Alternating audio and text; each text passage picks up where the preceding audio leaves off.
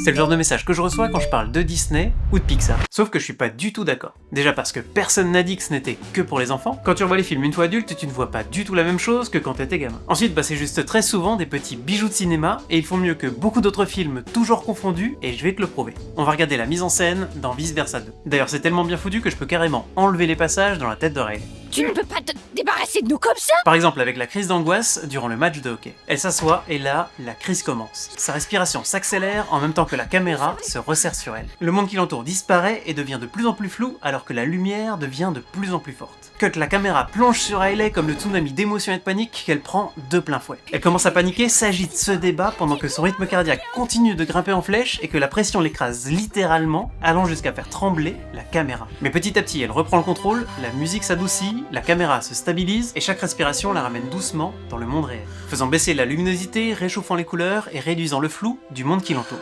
Elle finit par se reconnecter au monde qui l'entoure en touchant le banc sur lequel elle est assise et en écoutant le bruit du match qui se joue autour d'elle. Une dernière respiration, le flou disparaît, la crise est passée. Et ça, c'est juste une masterclass de réalisation. D'ailleurs, la respiration ou le fait de se concentrer sur ses sens, c'est des vraies techniques pour aider à calmer une crise d'angoisse. Alors t'en penses quoi? Est-ce que c'est toujours juste des films pour enfants?